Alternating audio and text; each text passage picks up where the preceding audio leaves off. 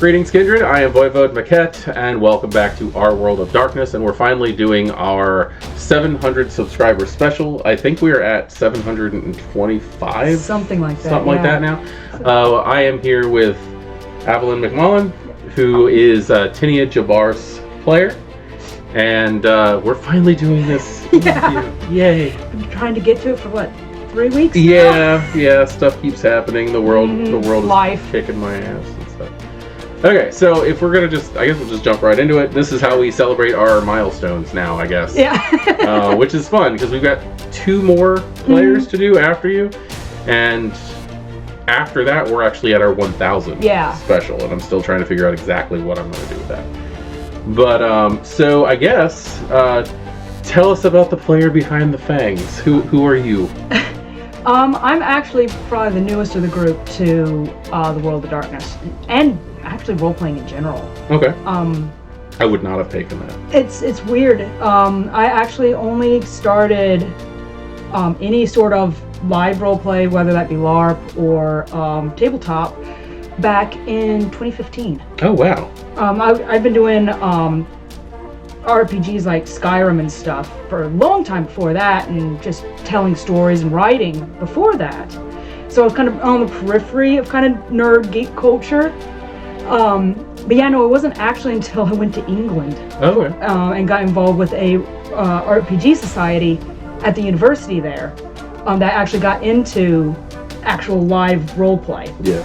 Of any sort. And I actually started off with LARP before I even touched a set of dice. I'm pretty much the same way. I played a little bit of tabletop, but like LARP is really where I got my feet wet. Yeah, same. But yeah, we keep teasing you because every time you say Nottingham, we're like, that's not a real place. Yeah. Actually went to school in Nottingham. No disrespect from anybody who actually lives in Nottingham, but like for us over here, like the only time we ever hear that is like Robin Hood and stuff like that. We're like, yeah, you're making stuff up. I literally did have some people when I told them, oh yeah, I've been accepted into a program at the University of Nottingham. They went, wait, that place actually exists? Yep. I go, no, it's a real place in actual England. That's awesome. That's awesome. Yeah. Okay, very cool. I think you do actually still have David beat though. Oh? Yeah, David has not been playing long at all. Apparently his first game was a game that I was running probably about 4 years ago. Okay. So I think you've got him beat a little bit for roleplay in general. Yeah. But yeah, you know, he's still got some time on me for World of Darkness. So, because the game where we met through MES, that was my second game. Yeah. I think it may have been my first game. Period. Yeah. Anything to do with the World of Darkness. That's crazy. All right. So, anything else about yourself? Because you've actually got Tinia fans out there. I do. You do. I'm a big fan of the kind of, like I said, I came into roleplay through writing first. So, I'm a big fan of kind of building the backstory and building that together, which is. Tinia's kind of been a bit odd because I've actually come out of the kind of in a roundabout way. Mm-hmm. But obviously I'm an English major, currently teaching English stuff too. So it's awesome. You have a real job. I have a real job. Yeah, fancy that. It's so weird. Well, I mean, you look at like who we have, and we have security guards, which tends to be. That's a role-playing job. I don't know what it is, but I know a lot of role players who have done security work. I think it's a lot of time kind of on your own board at night. Yeah. So. Tech support is another big time. Yeah, big gamer, definitely the group. Nerd culture edge of things. So yeah. So you've only been playing RPGs in general for a little while. Yeah. So only since 2015. Like I said, that's crazy. And so when did we start with MES? Because you said that was probably your first. I want to say that was 2019. 2019? Okay. I feel like it was 2019. Yeah, it couldn't have been earlier than late 2018. Okay. I don't think. That's cool. And we met through the Mind's Eye Society. Yeah, the local Mind's Eye Society. So. Because I moved back to the U.S. and went looking for any LARP groups. Yeah. And I knew vampire was a big thing in the U.S. So I went, well, there's bound to be one local, so I ended up finding the local MES group. Okay. So. Very cool. How'd you get into Masquerade in general? Literally, I just Googled LARP in Florida. And just looking for role play in general? Yes. And you're like, okay. Because I was big into the LARP scene back in Nottingham. And, that kind of became my big... It's not real. That kind of became my big hobby. And so I was like, that's where I met most of my friends. Yeah. Basically, everybody I knew was connected through LARP in some way. And so I was like, oh, cool. I now know virtually nobody back in the States. I'm going to go looking for that community again. It's a good idea. It's a pretty close-knit community. It really is. I know you haven't been playing long, and you haven't played much. No. But what's your favorite clan, and why? I've literally only played 2 clans, so that's really that's why it's hard. That's why it's hard. I really do like the Brujah. Yeah? I really do like the Brujah. I've now technically played 2. I really like the kind of dichotomy they got going on. They're known for being the punchy ones. Yeah. They're kind of just known for the brute violence, but that's definitely not what they are at heart. No. I've always had a soft spot for the warrior scholar. Yeah. In general, and the philosopher kings, and when you really go back to it, the old actual Conan stories. Yeah. Where. Well, the Brujah story is beautiful, especially when you get into the stuff about Carthage and stuff like that. The whole thing it's so amazing because it's all about forbidden knowledge and forbidden love, and it's just it's such a deep, heartfelt story. Interesting. I know virtually no lore. Oh, you gotta learn. Yeah, no. I have a feeling in this next chapter of Thicker Than Water, you're going to learn some Brujah lore. Probably. I'm rapidly getting a crash course and stuff. That's for sure. True. Okay, so do you have a least favorite clan? Not necessarily for play, it could just be in general, but... I don't know most of them very well, but I'm trying to think which clan it is. I just don't quite see the appeal of the Ventru. I'll be honest. Okay. I just it took me years. Don't quite get it. It took me years to gain the appreciation of the Ventru. Okay. Stuff doesn't get done without them, and that's just true. They make for great NPCs. They do. But it's like one of those things that, because I'm not a huge politics player, it just... You do good at it. I do? You really do. Like, you've been thrown into so many strange political situations. I mean, hell, right now with the fact that your brother is the prince and all that stuff, and you're like one of the main faces of the Anarch movement in the city due to your sire and all that stuff. It's just, it really does throw you into a political backlash. I guess the better way of phrasing, I love knowing what's going on and maybe being able to poke things like that, but I'm terrible about finding something out and then brokering that information. Okay. It's just that sort of, setting up the dominoes and watching them fall is something that I lose interest in it very quickly. Yeah, I could see that. So. All right. That's why I went, I'm going to play a Brujah. I can punch things. I know you've only played 2 editions. Mm-hmm. And this is going to be due to the fact that you only have the experience between 20th and 5th editions, 20th anniversary and 5th editions.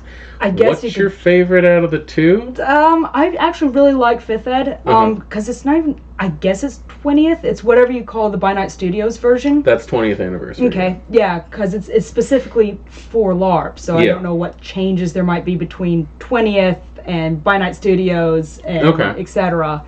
Well, I really like 5th edition. Yeah. One of the big things I like about it is the tweaks they made to hunger, and how the blood and hunger all interact and change and are so easy to lose but also to regain, and how it is a constant issue. Yeah, there's like real personal... Frenzy is a real problem. There's real personal horror. Yeah, and that's really something that ends up lacking a lot of times with some of the other vampire games I've run into. Now, with Brujah specifically, but really all the clans, you really can, in 5th edition specifically, play anything you want, but your clan will sneak up on you. Mm-hmm. Like, that's one of my favorite parts about 5th edition is, like, you can literally make any character you want, and the clan, the blood itself, will make you into that clan you always in have your a worst tendency. times. Yeah. Your worst times. You can play the scholar. You can play you can play that, but you're gonna just break stuff every once in a while, and you can't help it. There's that temper there, just waiting to come out. So. Very true. Very true. Yeah, 20th anniversary was actually a system, from what I understand, correct me if I'm wrong, please, but from what I understand, that was actually a system written by players, not White Wolf at the time. It's World of Darkness now, but White Wolf at the time. It was a system written by players, which is why Daviga loves it so much, because it's the only system there is where people are playing with thaumaturgy who play thaumaturgy. Fair. Like it's the only comprehensible version of Thom out there. Yeah. Where 5th edition is actually the company coming back and going, okay, obviously you guys still want vampire. Yeah. So let's give it back to you. So, yeah. So yeah, I'm on your side on this one. I like 5th edition more, but mine's more petty reasons. That's fair. There's little things I just can't stand about V20. Yeah, and it's really weird because the only 5th edition clans I've played have been Brujah, and the only By Night Studios clans I've played have been Malkavians. Yeah. And it's really weird how that has shook out. Yeah. All right, well, tell us about Tinia. Tinia is... I kind of set her up because I had that brief, short-lived Brujah in the other game that we only played a handful of sessions. Unfortunately, the pandemic made us shut down a game after like half a dozen sessions. So I knew I liked the clan, kind of just wanted to play with that a little bit more, especially when Thicker Than Water got brought up that, hey, what do you want to play? I'm going, Brujah, sure. That's kind of how it went down. So Tinia's been a little bit of filling in the gaps from before. I knew I wanted her to be about 20 years of vampire at this point. Basically, she's young enough to still be new to all this, but she's been kindred long enough that the novelty's worn off. Yeah. And she's starting to realize that eternity is a very long time. But she's still got those human connections. She's still got her actual sibling, her actual brother, who does not know she's a vampire. Yeah, that's been a fun thing to deal with every once in a while. She's hitting that edge where there's only so far, oh yeah, I age like grandma, is going to take her. Because he's about 15 years younger than her, and he's now starting to look older than her. Yeah. That sort of thing. Yeah, there's only so long you can play that off. And so she's not quite sure what to do about that yet. Then you throw in the fun of, she was about 21, 22 when she was turned, and she's now almost 21, 22 years undead. So she's almost to that point where she's going to be vampire longer than she was alive.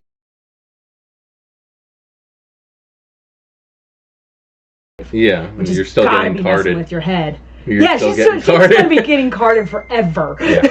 So that's all kind of going on in the background of kind of her mental scape. Yeah.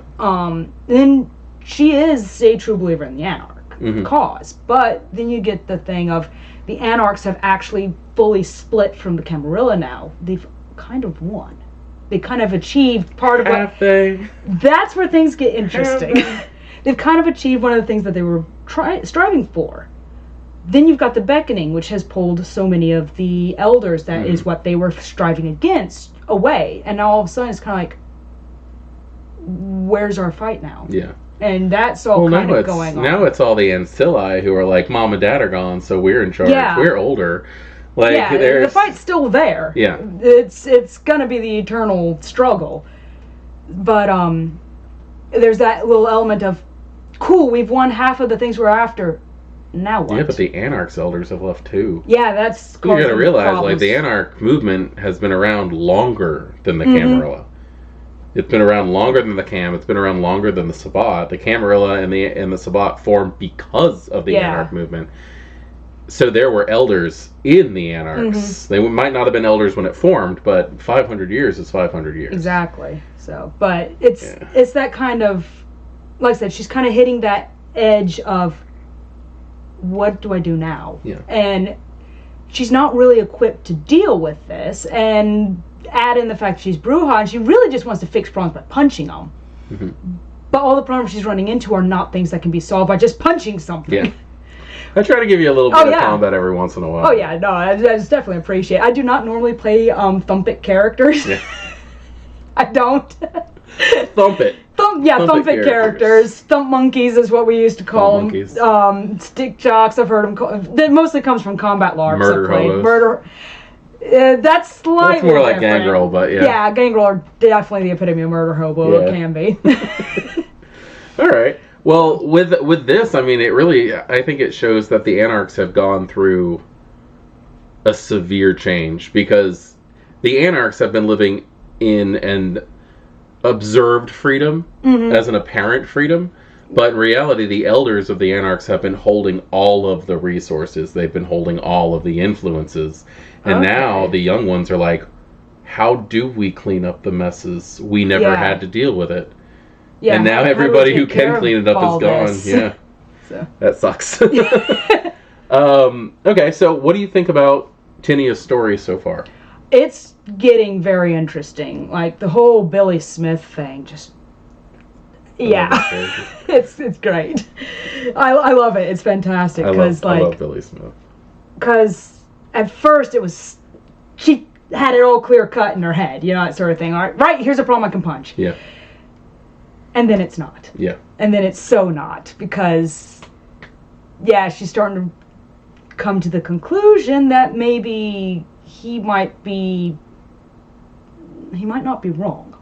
Might not be right, but he might not be wrong. I mean, as it is, Merrick was sitting on the fence for so long. Like, from the time the Beckoning started, like, when I first wrote Thicker Than Water, which was supposed to be set back in 1999, and I wrote it in, like, 2004, Merrick was doing what he did this time around. He was I'm Prince, but I'm also the Anarch Baron. I'm not letting anybody know what's going on. Playing both sides. But, like, he was there because his sire was kidnapped and he was blackmailed. This time he's there because his sire was beckoned and he's being blackmailed. Yeah. Like, the blackmail thing's gonna stick. But he didn't want to be Prince. Yeah. He also didn't really want to be Baron. He just had his head on straight better than most of the others. Oh my gosh. The running joke, like, oh yeah, make Tinia, put Tinia in charge. I go, no! Why is that a joke? Do it. Do it. Take it over. It might happen. It might happen. But it's just very much so Tinia just kind of go, well, why put me in charge of you crazy people? Yeah, your coterie needs to be put in check. Oh my gosh. Bad things are on the rise, man. Okay. How do I always end up being team sensible? Even when Malkavian ends up being team sensible. Yeah, so you're still telling everybody to burn stuff down. Look, that was not meant literally. You were jumping the needle so hard. All right. So other than Vampire, what else have you played? I played some D&D.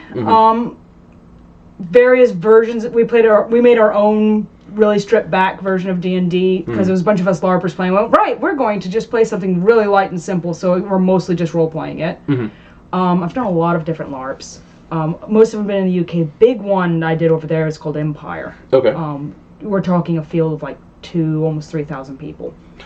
God. It's incredible. Biggest game I've ever been involved in was 275 people. Oh wow, that's still 2,000 would just make my head explode. Like, the way that field is set up is that you'll have Anvil, which is what they call the main actual camping area. They have tents and they have Merchants Row. They've got the hub, which is where they've got stuff going on, the Senate building. Sounds like a Renaissance fair. It kind of is like a Renaissance fair, but everybody's in character. Very cool. There's plot going on. There's different nations have their own camps.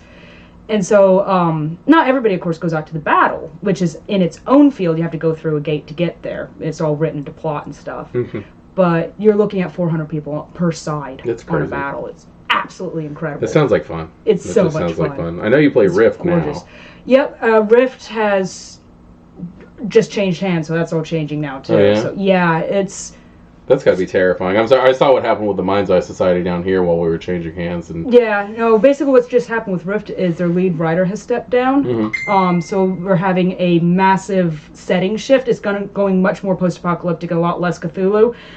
So those of us who have characters are in the old system are porting them over into the new one, though. Okay. So you're like grandfather kind of thing. Basically, there's plot reasons.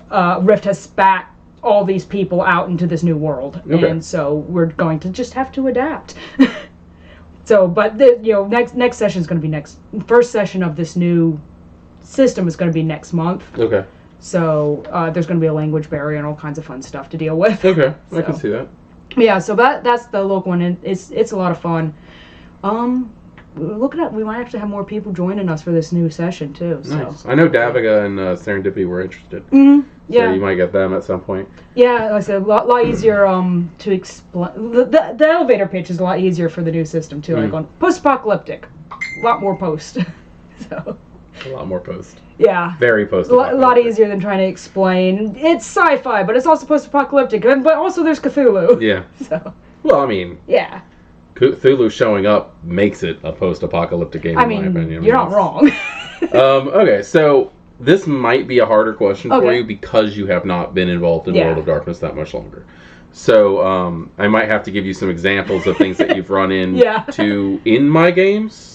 Okay. Because I don't really know much about this for the Mind's Eye Society, but if you could meet and spend time with any of the canon characters, who would it be? I don't hardly know any canon characters. That's what I was thinking, yeah. I think the only ones that you've really run into in my game... I mean, I've used Hesha. Okay. Oh, God. I've really kind of kept the canon characters low in this. I'll be honest, of just the ones I've read about in that, probably I'd go with Tyler. Just Tyler? Yeah. Patricia Tyler, Bowenbroke, yeah. She's a very interesting character, but depending on what edition you run into, you might not want to. I noticed that it seems to be wildly different characterizations depending on which depending on who's writing her. Yeah. In the original Chicago by Night, not only was she part of the Primaging Council of Chicago. Okay. Yeah. Not only was she part of the... Because back then, it wasn't like you are part of the Camarilla. It was just you're a clan leader. Okay. So the Brujah respected Tyler, and back then it was you're Brujah, you're Anarch. That's just kind of the way it is. And, which is kind of what's happened now. Mm-hmm. But in the old Chicago by Night book, she was on the Primaging Council. Okay. She was also part of the Sabbat, and she was telling the Anarchs what to do. So like you just have no idea what the hell was going on. Yeah, she's a very confusing character. Yeah, no, that's really weird. She's a neat character, though. I'll be quite honest. The main reason I pick is because the association with Watt Tyler. Yeah. And me being the big medieval studies person that I am. Yeah, no, I love it when they tie characters into actual history. Yeah, into historical figures, and that is hers is probably one of the most prominent. Yeah, so that's why I kind of did when I first ran into that kind of double take of, wait a second, they're tying this to the Peasants' Revolt? Yep. Okay, this is cool. The Peasants' Revolt, the historical Peasants' Revolt, actually is what kick-started the Anarch Revolt in Vampire the Masquerade. Okay. They were so impressed. I remember how the two they were so impressed that the humans were able to do it, that they jumped on the bandwagon. Yeah. So I love that. Yeah. No, that's definitely cool. So I guess this is my favorite question. Uh-oh. What's the meanest thing that I've ever done to you in this game?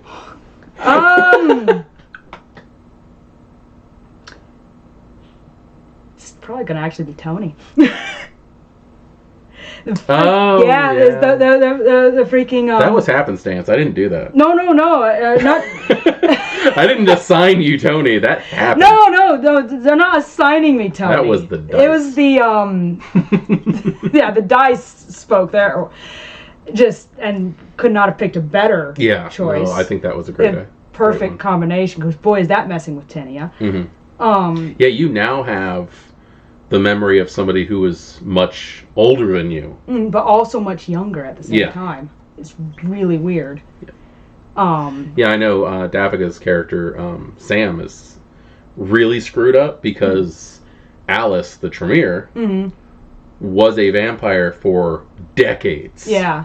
So he actually has the memories of somebody who lived so much longer than he's even existed. And he doesn't know who he is anymore. Like, if he is more Alice because he has more of her memories. Yeah. And he's a Zamitzi, so he could literally change into Alice at any given point. if he wanted to. I might even just like start throwing tests and have him waking up as Alice. Maybe. Might do that. Yeah, no, that would be pretty entertaining. It'd be fun. We'll see if he survives this next round. Oh dear. But no, what I was saying about with Tony was actually the whole Second Inquisition reveal. Because that... Yeah, that seemed to have gotten you. That seemed to have shaken you. get very attached to characters just as a rule. Just in general, I'm glad. So. Yeah, no, your reactions, I try very hard not to upset anybody, but I try very hard not to make you feel that it's upset.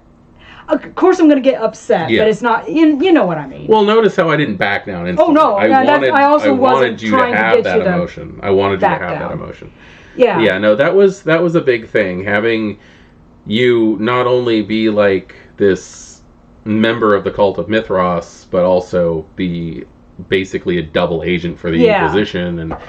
But like, I had to find a way to explain why the hell these weak neonates were the honor guard of Mithras. Yeah. And that's the thing that was killing me is Tony was less than a year old. How on earth did he end up being a honor guard? Well, that makes a person sense. who had the title of Patter, who was spying on the cult, is the one who put you in there. So. Yep. I love that part. But so the Tony situation was the meanest thing that I've done so far. I mean, for proper mean, yeah. Okay.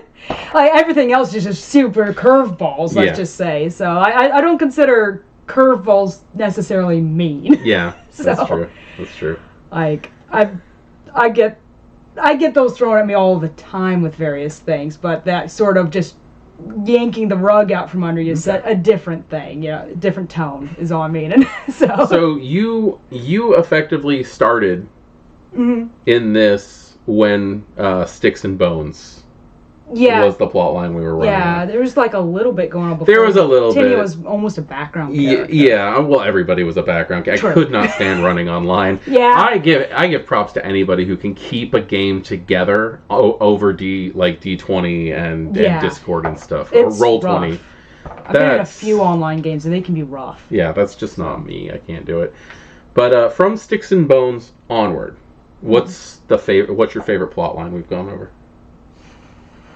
I'm just trying to remember the sequence of events at this stage. I really liked the whole raid on Cert. That was great. The whole Cert situation was a lot of fun. That was a lot of fun. I was terrified to run that.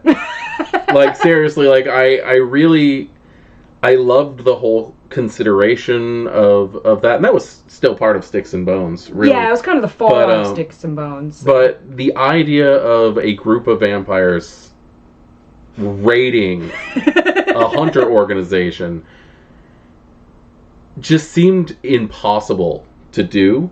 So I was like, okay, you guys are going to be there and do what you can do, but there are going to be so many NPCs just running around and handling the other stuff, because there is no way anybody was going to survive that if it was just like the five-person coterie. Just the five of us would have been... Yeah, we would have had to come up with something completely different with just the five of us. Yeah, no. But, and then the whole shadow thing. Yeah, what's his name? The werewolf. And coming face to face with the werewolf the second time, like I can't... He's still out there. That werewolf was really meant to be the raid on Cert. I had that set up so that you guys had to deal with a little bit of combat, some puzzle solving, and basically a big boss. Yeah. And the wolf was the big boss. And then we managed to talk our way around it. When my players come up with something that brilliant, I'm just going to let that happen. And then, like, Daviga bypassed your puzzles. Yeah, he did. Because that's what he does for a living. Yep, that's... So I was explaining all this stuff about the what buttons and what levers and everything on the console go to what, and he goes, I'm going to take the back panel off because there's always a schematic plan. I was like... damn it. You guys might not have even had to deal with the wolf at all. Like, you could have just left it there. But and that goes to show that so many of the characters have a weird heart. Yeah. And we're not leaving this poor dude down here. I'm definitely more into the story than anything else. Oh, and definitely. Same here. The way that it's been playing out, you guys are just, oh my God. Like, I hate to say this, but like if you guys die, I hope you die at once, like all of you at one time. Because I don't know how you're going to invite anybody else into this coterie. Like, bringing Justin in has been a rocky start, and Justin's cam. That's part of the reason why it's been rocky, because Justin's cam. Dog and phone. Yeah, everything going off at once. Yeah. No. Shush. Okay, David's probably going to come in. But before that, is there anything else you want to say before we wrap this up? Because we've actually gone through everything without an hour passing. Yeah. No, I guess the funniest thing is I have yet to actually play a Camarilla character. Yeah. Well, that's why I think if you guys end up dying, like, all at once, then bringing in, like, I don't want to start the story over. I don't want to start a new story. I want to continue this. Yeah, same. So a coterie in the Camarilla would probably be a lot easier to run through. So. Yeah. Well. I'll be honest, I've not played any, sorry, the dog's begging for attention. Yeah, sorry. Not played any because the Anarchs interest me a lot more. Yeah. Well, that's such a fun thing, too, is that I didn't, for the first few years that I played, I never even took into consideration, you just see dog paws down here. Yeah. Come here. For the first few years of playing, I just never even considered Anarchs were playable. Huh.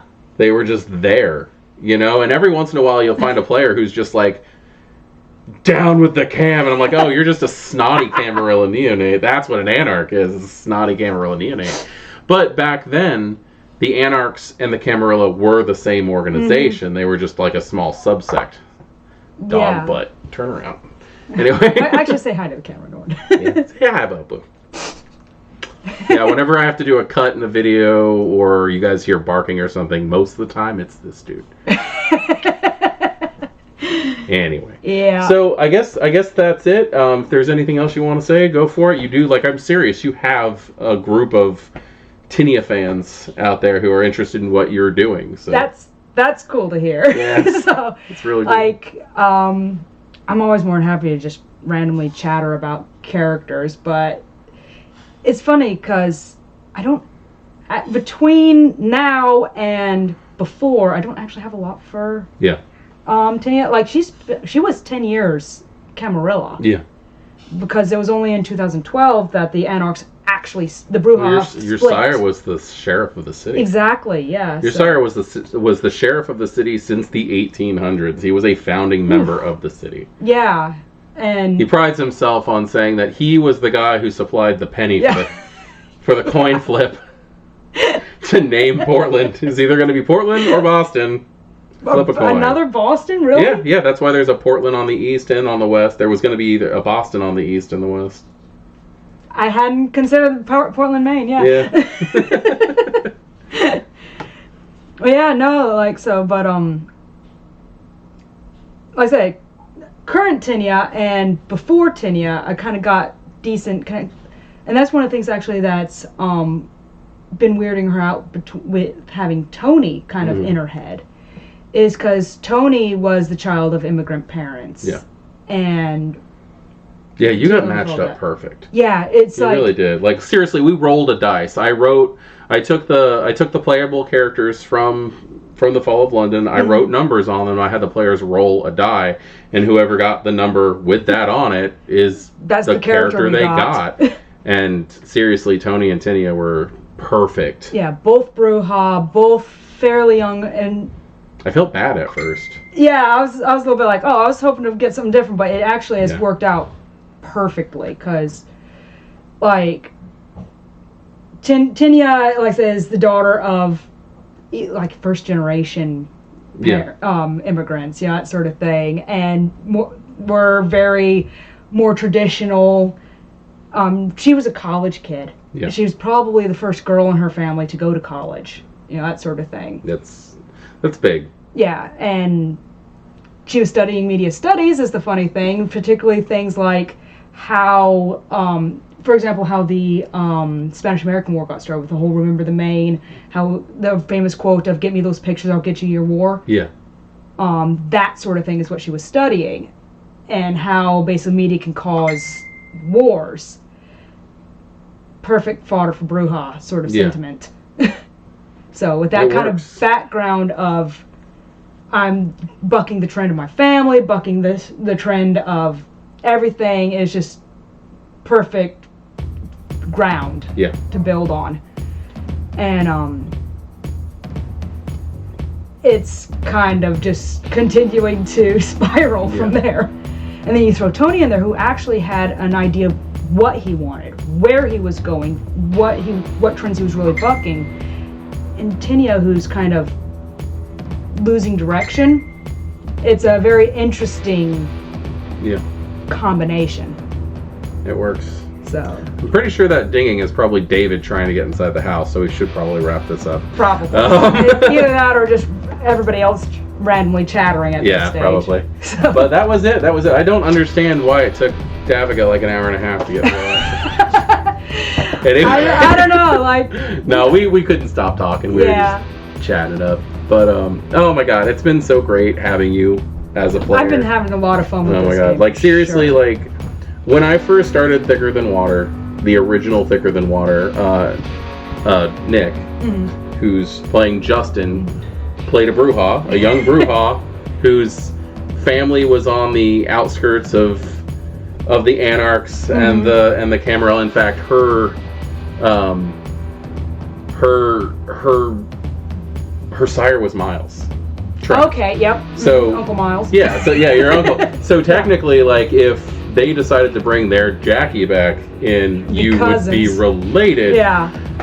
Because and that is actually how this game was meant to be working. It's thicker than water because blood is thicker than water, and all the vampire clans are just these warring families and what they're. It's Game of Thrones. Yeah, I've never even read Game of Thrones. I was it's been years. I'm waiting for George R.R. Martin to die before I pick up that first book because I don't want him to continuously write things. Yeah. And then I find out he sold off anything anyway. Yeah, but then I found out he sold off the rights to it, so another author is going to pick it up, and I'm just like, damn it. Somebody needs to continue the story. But I really do see as much as Sam and Dawn were the start of this, bringing their characters from Sun City, Florida to Portland. Tinia has really become the center focus of this game, in my opinion.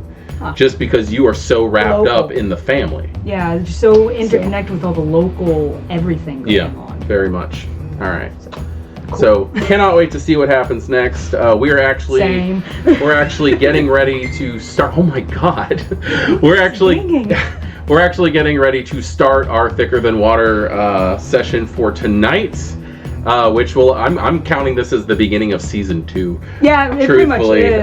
So I cannot wait to get this done and oh my god, I see what you're gonna throw at us next. Everybody's gonna be so mad at me tonight.